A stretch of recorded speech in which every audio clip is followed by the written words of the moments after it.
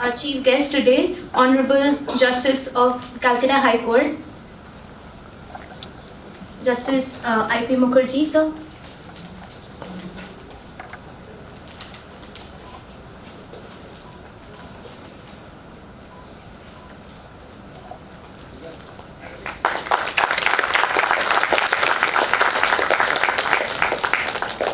And our guest of honor for today, Professor Dilip Uke, who is the Vice Chancellor of the National Law University of Mumbai.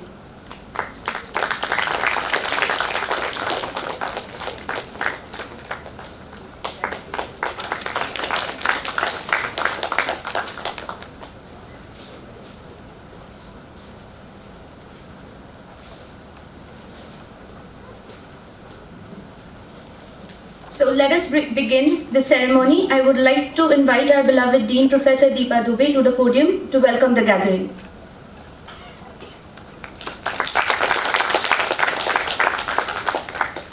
A very good morning to all of you, distinguished guests, esteemed participants who have come from all across the country, our alumni who have come, many of us who have joined us as judges of different rounds, dear faculty and my dear students. I welcome you all to the auspicious occasion of the inauguration of the 5th National Moot Court Competition organized by the Rajiv Gandhi School of Intellectual Property Law, IIT Kharagpur.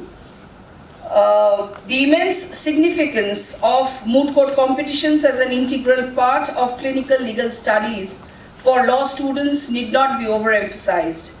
Moot court competitions, often described as the heart and soul of legal education, provide law students with an invaluable opportunity to bridge the gap between theory and practice. It is within the simulated courtroom that students hone their advocacy skills, legal research abilities, and their capacity to think on their feet.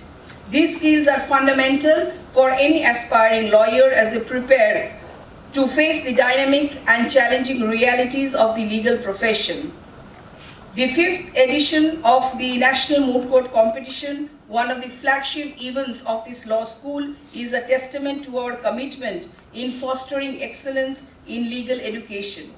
This competition will offer all of you an unique opportunity to showcase your skills in intellectual property law in the intersection of AI and in the backdrop of the music industry, and an area which is increasingly becoming relevant in our present globalized world. We are very happy to have with us today two distinguished personalities. We have as our chief guest Honorable Justice I.P. Mukherjee, Judge High Court at Calcutta. Thank you, sir, for accepting our invitation and being here today. Please, big round of applause. We have also with us our guest of honor, Professor Dilip Uke, who is presently the Vice Chancellor of the Maharashtra National Law University, Mumbai. And it is really touching for me because he has been my teacher and I have very fond memories of him. So he is being here and it's a great motivation for all of us.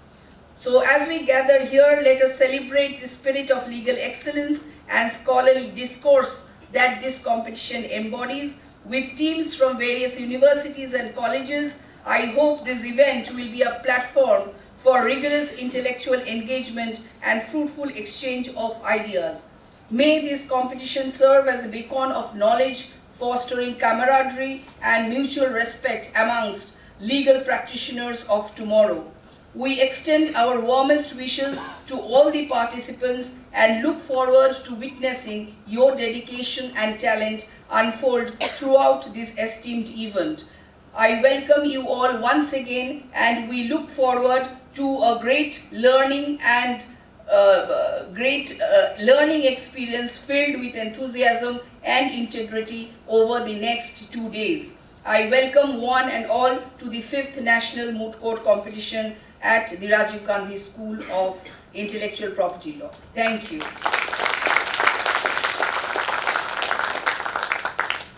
Thank you very much, ma'am. Without further ado, I invite our guest of honor, Professor Dilip Uke, the Vice Chancellor of Maharashtra National Law University, Mumbai, to the podium to share a few words to motivate us as we embark on this journey of legal advocacy and academic excellence.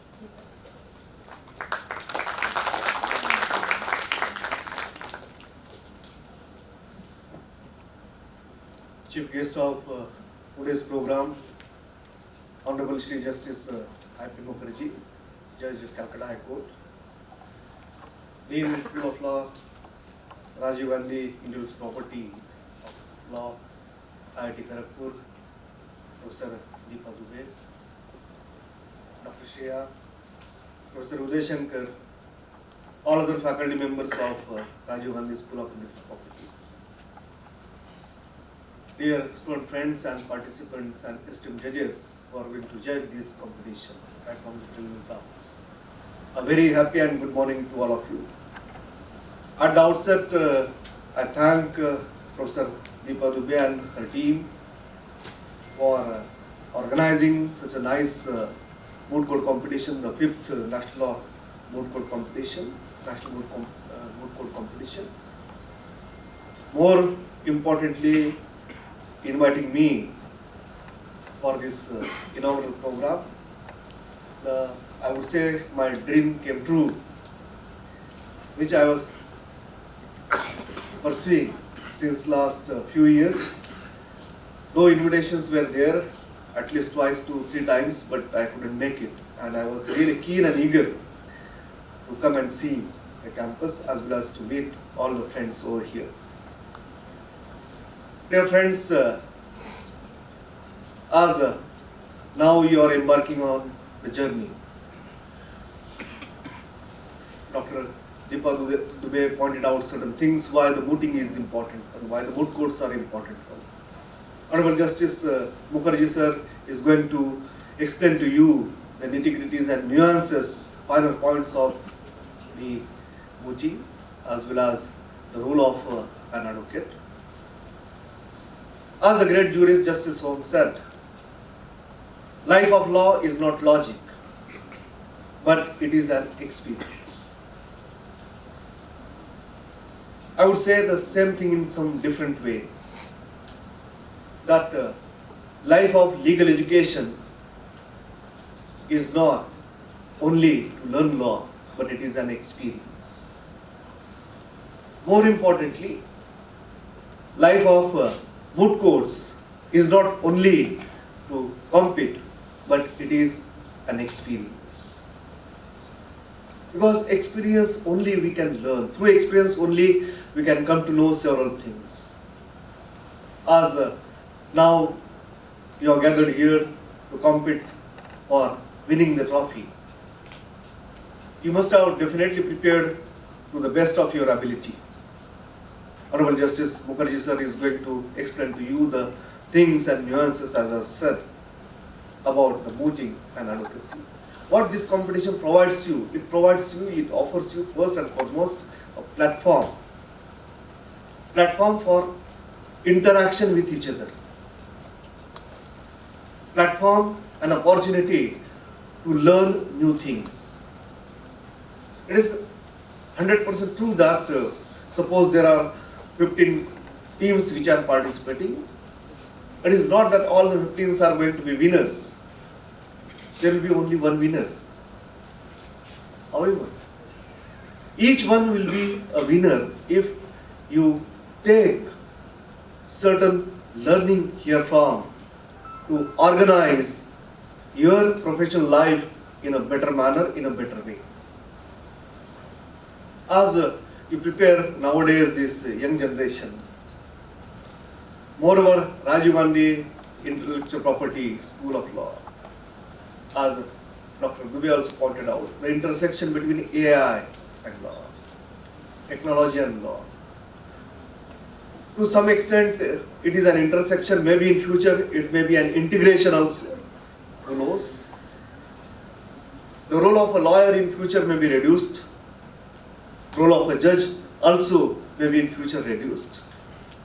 Role of even teachers will also be reduced.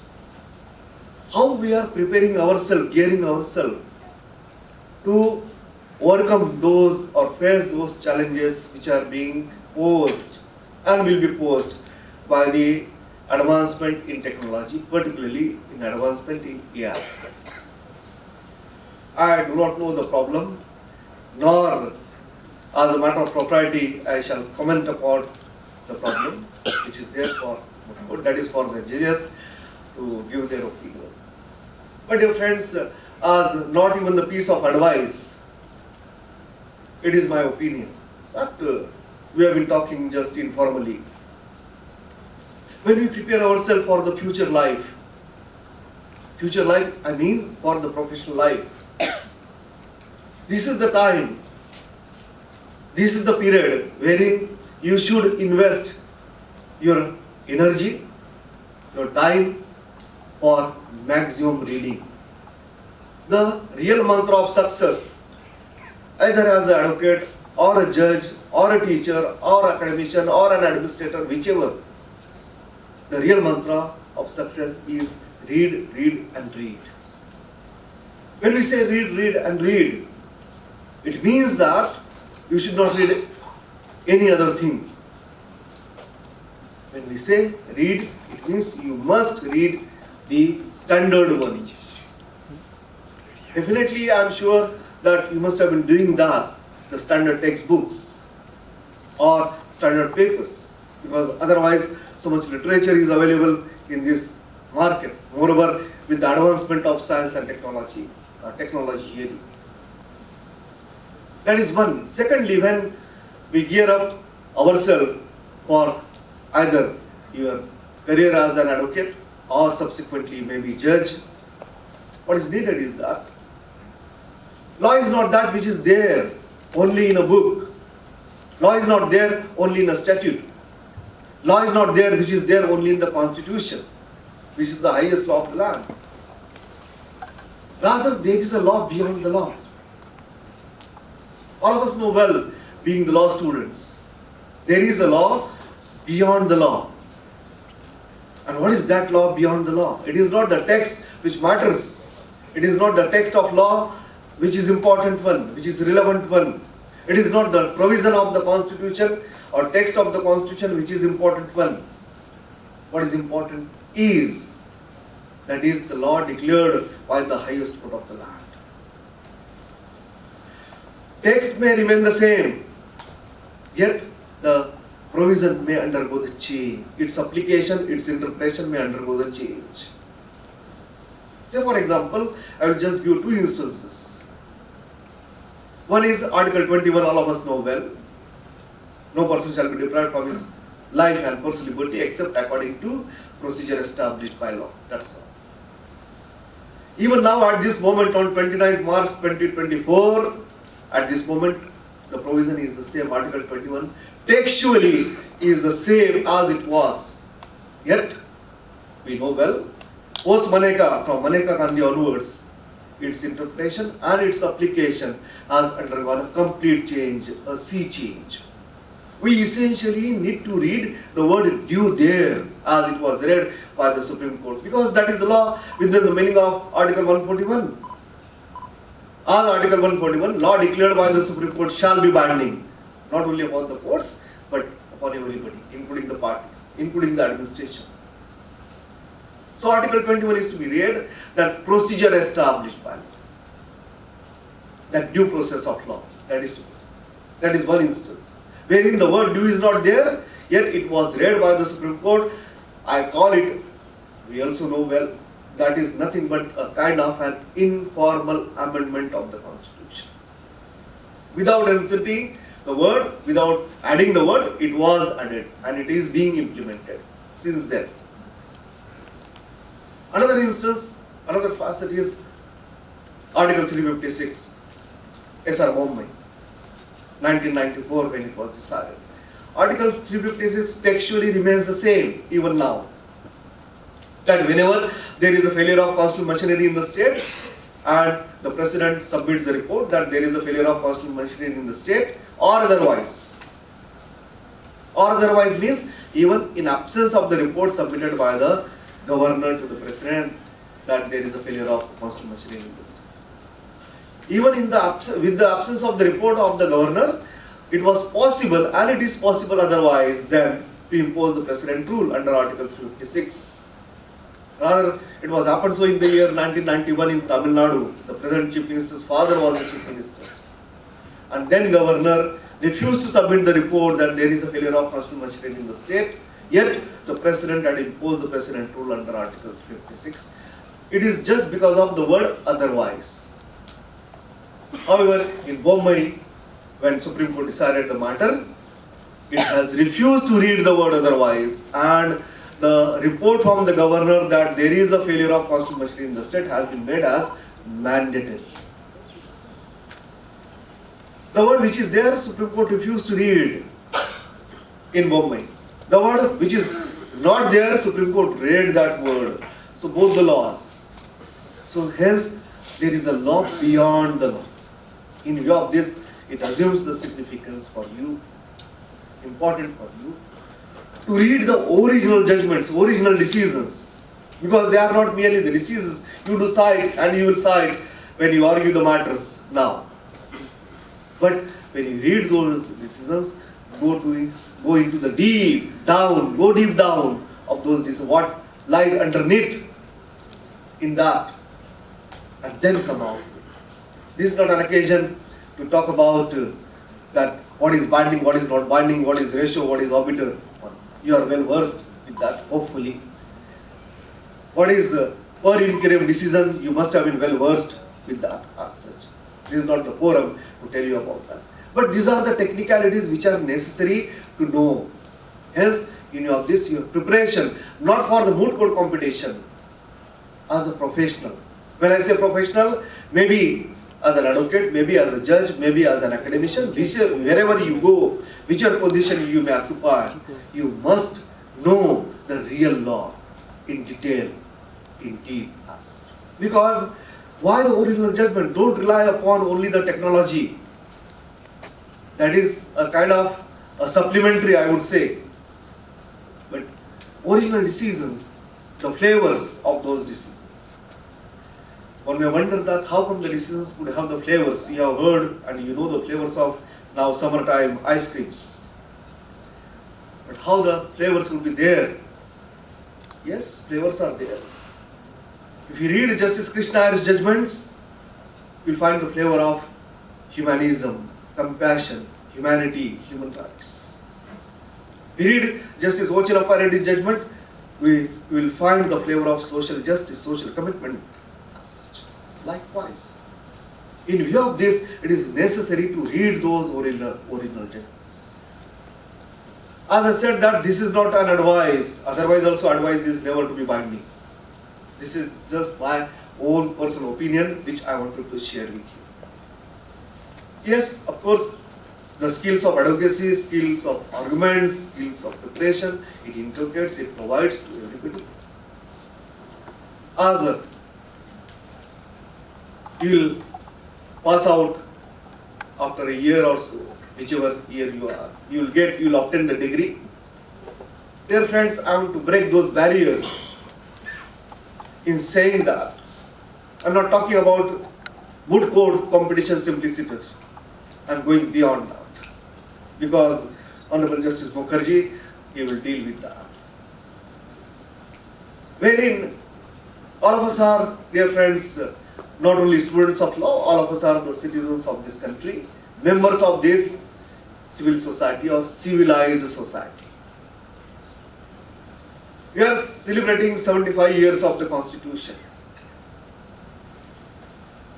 wherein the Constitution which governs each and every citizen. When we read, study, write about the Constitution, we do refer to and we do begin with the preamble of the Constitution. This is not a forum. Every year, 26th November, all of us do read the preamble of the Constitution. Every institution, every law institution, or otherwise also. We read, write, speak, teach about the preamble, and then we focus upon only three things: justice, liberty, and equality. We call it as a golden triangle. However, we tend to ignore the fourth one, which is rather, to my mind, is the soul.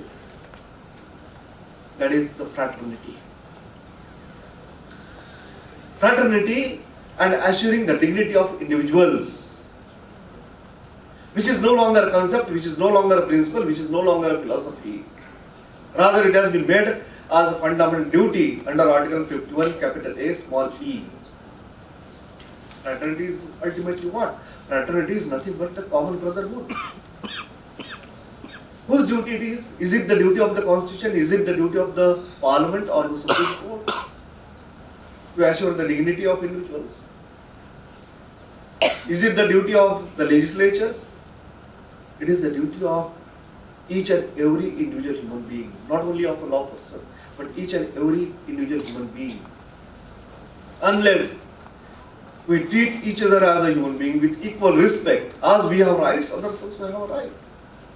We are obsessed with our own rights, which are fundamental nowadays. My right to privacy. You have right to privacy. What about others' right? You have freedom of speech and expression. What about others' freedom of speech and expression? We shall be conscious enough to keep it in mind that as I have a right, others also do have same rights as such. Unless I respect others, others are not going to respect me.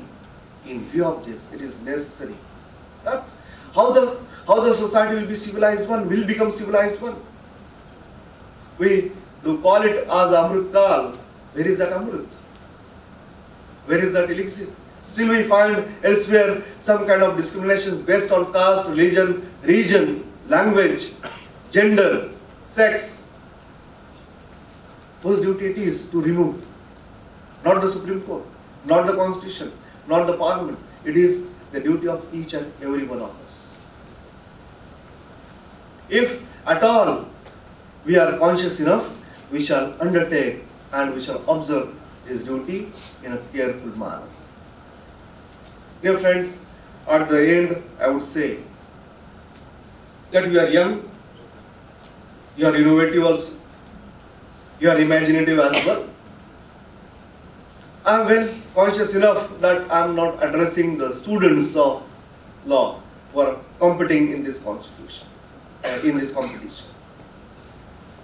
I know well that I am addressing maybe prospective Honorable Justice Mukherjee's, maybe Honorable Justice Chandrachud's, or Jethmalani's, or Tushar Mehta's, or Indira Jaisingh's, so on and so forth. I am well aware about that. You see that dream, not in night, in a daytime. With open, naked eyes, see that dream you want to be so and so. Merely watching that dream with naked eyes in a daytime, that is not enough. That dream has to be chased. You chase that dream. Chase that dream with your hard work. Chase that dream with your passion. And at the same time, that passion has to be coupled with some compassion. Then only you will be able to realize that goal. Then only you will be able to fulfill the dream. Have that confidence. Language is not a barrier. Poverty is not a barrier. Nothing. There are no barriers at all. You have to have that confidence in you that yes, you want to be so and so, and you can achieve that. But for that, you need to put in your lot of efforts and hard work. Whenever you become so as, whichever you decide to, you might amass the wealth, no doubt, so much wealth also. But don't measure the success on the basis of the position which you may acquire or the property which you might amass. Measure the success on the basis that how good, not as a lawyer, not as a judge, not as an academician, how good human being you are. With this, I conclude. I wish you all the best, not for the competition, but for to be a good human being. Thank you so much.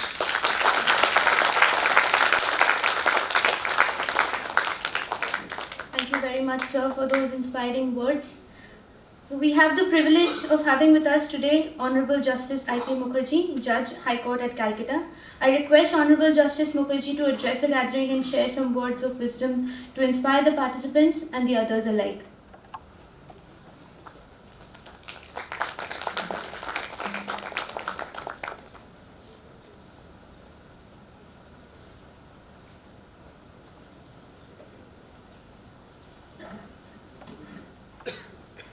very good morning to you, most respected dignitaries on the desk, respected Vice Chancellor, Professor Uke, respected Dean of this institution, Mrs. Deepa Dubey, and Professor Motilal. Ladies and gentlemen, the most brightest and youngest faces that I see here, and the staff of this institute and all others who are associated with this program. First of all, I would like to express my happiness and sense of honor in being invited here. It is with the greatest kindness that Professor Motilal requested me to be here, and all I had to do was to oblige him.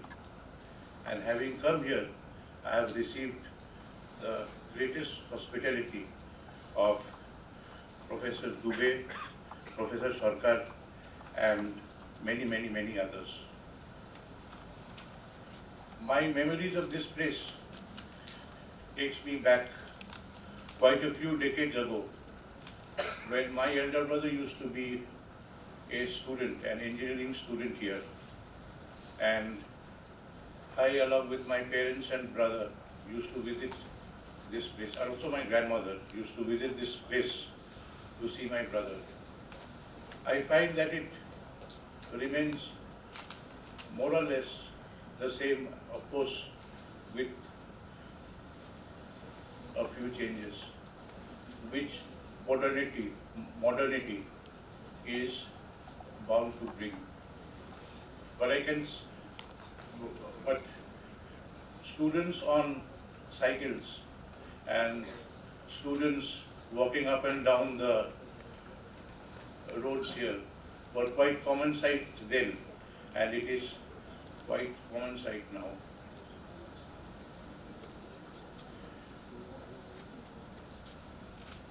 Well, when I speak about, I can tell you this, that Professor Uke has thrust some kind of responsibility upon me by making some sort of an agenda which I should address while speaking here. But I tell you that as the students here, if you talk of IIT, and if you take my opinion, IIT is as much heritage of our country as the Taj Mahal is. This is the respect which IIT commands. And you who are sitting here are not ordinary law students. To be eligible to study here, you have to be, amongst others, engineers or doctors, as I have learned, with that qualification. And I can tell you that the brain which adorns the institute here is the best in the country. And would be of the greatest use to our nation in the future. Now, I take it that studying or taking the law course here, you are preparing yourself either to work in an industry with legal qualification to render legal advice as and when necessary, or practice as a lawyer, or work in a law firm. Now, this moot court competition is part of the syllabus of this law course. Essentially, a kind of a practice, to train you to appear before law courts of law. I would not say it is a training in a laboratory, but it is somewhat different from that, but also somewhere similar to that. Now, as in a chemistry laboratory, you are given iron filings and given hydrochloric acid, and you put that in a test tube, and you are asked to see whether you can see hydrogen coming out of the test tube. It is somewhere akin to that, but then live law court is something different and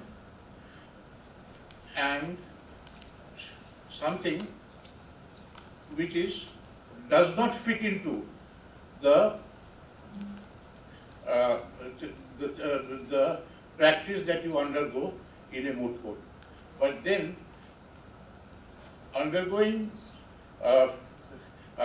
taking part in the moot court certainly helps you to address a court of law and to prepare for a case.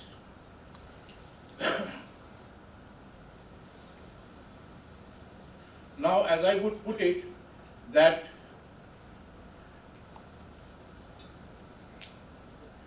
the case which is at hand involves preparation of music and vocals from ragas and other very ancient sources by a person in collaboration with somebody else. Now, he applies for copyright and he applies for patent. Both are opposed. The matter is lost at the trial court, lost at the division bench by the petitioner, and it goes up to the Supreme Court. That is the area. Now, when a matter travels up to the Supreme Court, the area within which, the periphery within which the argument has to be made becomes very limited. You cannot bring in new evidence. If you want to bring evidence, you have to make an application under Order 41, Rule 27 of the Civil Procedure Code and take leave of the court. You have to be confined to the grounds taken in appeal before the High Court, and you have to argue your matter. Now, when you argue your matter, in 90 out of 100% of cases, the decision is more or less known. Do not think that as a learned lawyer, you would be able, the decision which you think would be the ultimate decision in the case could be changed by argument, because you will argue the case, a counter argument will be made by the other side. In 90% of the cases, the decision is more or less known. In 10% of the cases, you would be able to change the mind of the judge. Because why I say the decision is the decision is known, because from my experience I can tell you that in that percentage of cases, no matter what the other side tries, the decision of the case in favor of the winner, the ultimate winner, is such that it would be quite impossible for the other side to dislodge. In 10% of the cases, you can persuade the judge, it is almost 50-50, and you can persuade the judge to rule in your way. And in these 10% of the cases, it is the skill of the lawyer that counts. Now, what is the skill of the lawyer? The skill of the lawyer is to present his client's case in the best possible light. It is no duty of a lawyer to practice suppression or fraud or to make misrepresentation before the court. He performs his duty the best when he presents his client's case in the best possible light before the judge. He has an obligation to his client, he has his obligation foremost to his client, he has an obligation to the court, and he has an obligation to the fraternity. This is where fairness comes in and legal ethics come in. For a lawyer to discharge his duties to the best of his ability. Secondly, when you cite cases, you have to cite cases which are in your favor. You also have to apprise the judge of the cases which are against you, which the other side is likely to cite, and to convince him that those cases which he is likely to cite would not help him, are distinguishable, and that the cases which you cite are ratio which the judge should follow in your case also.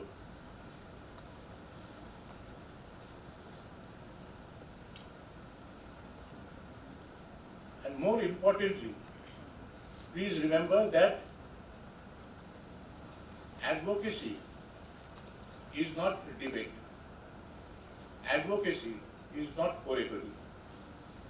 It is mostly a professorial exercise, and a lawyer should have some oratory skills.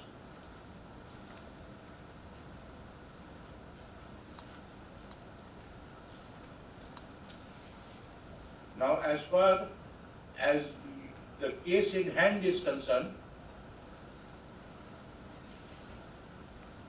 the issues which are likely to arise in this case would be with regard to whether the copyright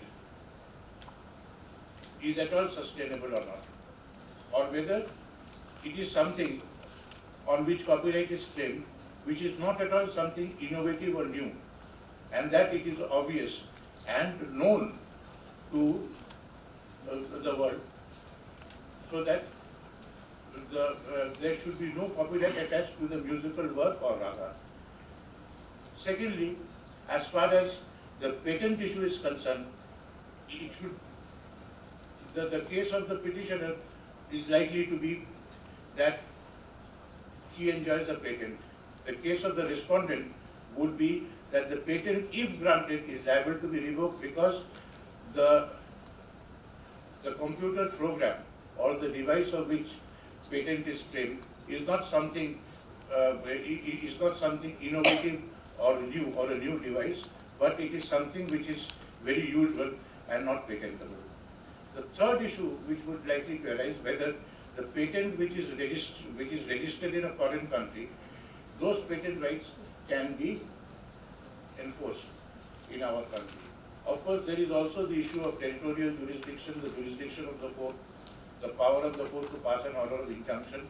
And I can tell you this, that the case which you are presented with is a kind of a case, it is so intricate and so tough that only the most, if the case really had taken place, the most senior lawyers would have to be engaged to argue the case or to defend the case. And in the end, I would say this, that have more and more moot courts. More and more courts will prepare you, will at least tell you that what kind of issues or what kind of disputes you are likely to encounter in future, in whatever profession you are, whether you are practicing or working in a law firm or an industry. And it would also help in getting rid of whatever nervousness a young lawyer has in first addressing court. And lastly, but most importantly, it would also, it acquaints you gradually and very significantly with the practice and procedure of courts. So that when you enter the profession, having had experience in moot court, you are acquainted with the procedure that the petitioner addresses the court first. He first presents the case, the facts of the case, then the cases, then he makes his argument, then he makes a summary of the arguments, then the respondent presents his case, etc., etc. And then, in some cases, the judgment is delivered right at that point in court, or it is reserved by the judge.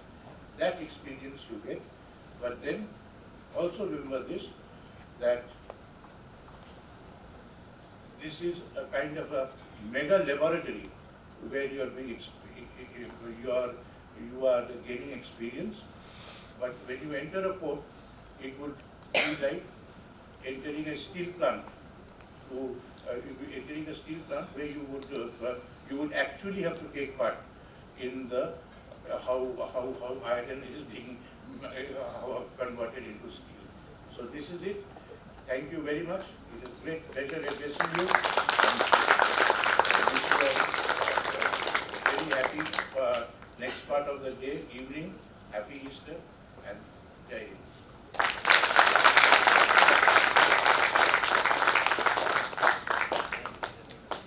Thank you so much, sir, for your words of wisdom and also sharing highlights of the case as we prepare to open the competition.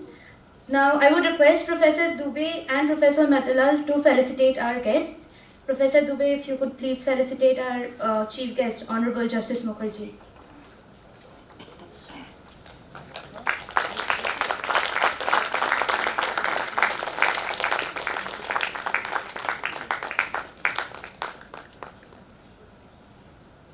And our guest of honor, Professor Uke.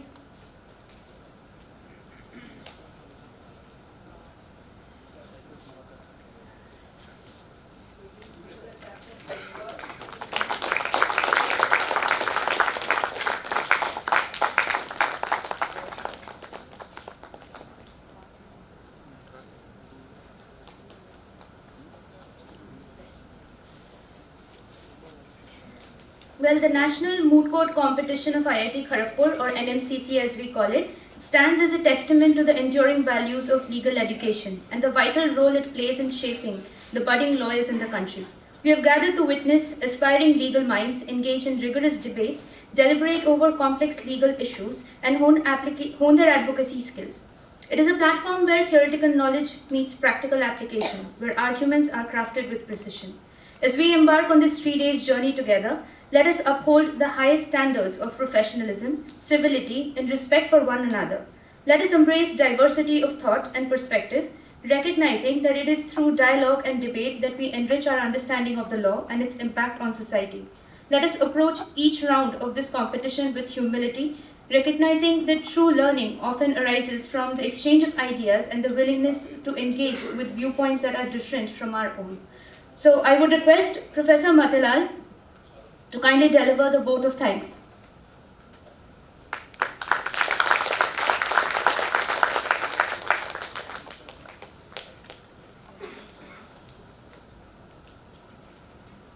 A very good morning to one and all.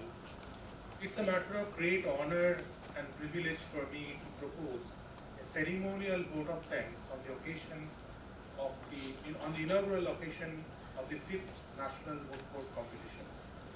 I'll keep this very short. I, for and on behalf of our law school and the entire IIT community, express our sincere thanks and deepest gratitude to our chief guest, Honorable Mr. Justice I.P. Mukherjee, Judge, High Court at Calcutta, for accepting our invitation and for being here with us today. And His Lordship, during his speech, has highlighted some salient points and nuances and intricacies of actual lawyering. And I believe that those words of encouragement will inspire all of us, and especially the participants who are present here. I would like to extend our deepest gratitude and thanks to Professor Dilip Uke, Vice Chancellor, Maharashtra National University, Mumbai. Professor, we have always learned that the gurus are the persons who needs to be facilitated first before any program starts. I got to know in today's conversation, when we are doing a conversation, that he is the guru of our team, madam, and therefore, sir, it is a great pleasure that you have come down all the long way from Mumbai.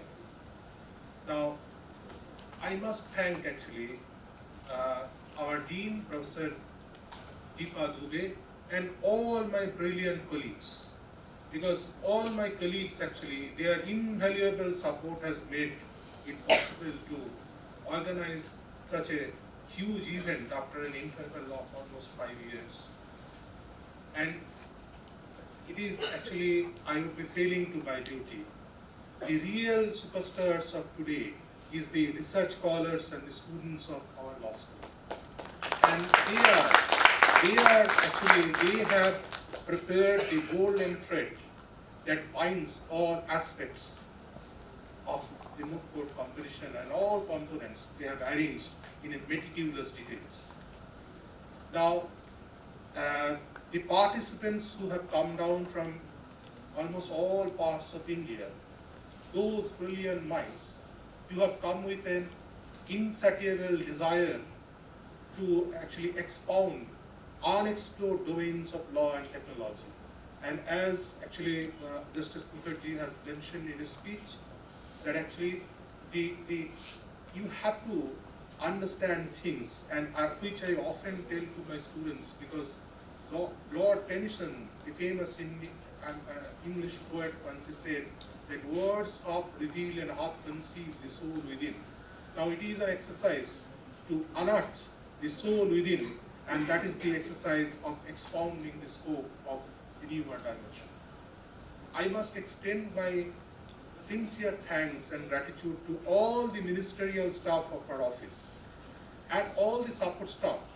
Without their support, this moot court, they have arranged everything in meticulous details, and because of them, everything what we are doing today is possible. Thank you, one and all. Thank you for coming down for this National Moot Court Competition. Thank you.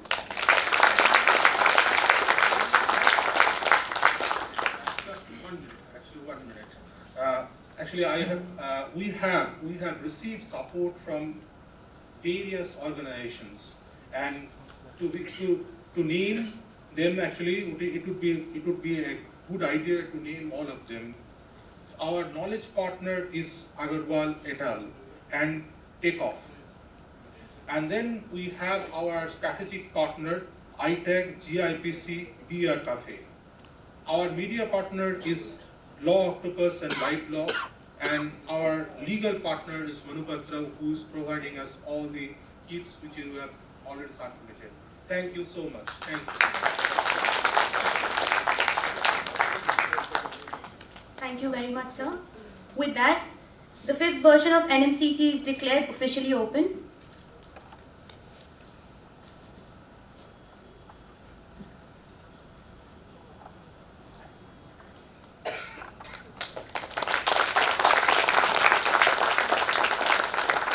May the proceedings be conducted with fairness, integrity, and a steadfast commitment to the pursuit of justice.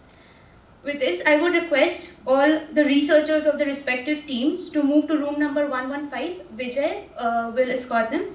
And the speakers of the respective teams to room number 7, which is the moot court room. I would request Neeraj to escort them, please. Thank you very much, everyone.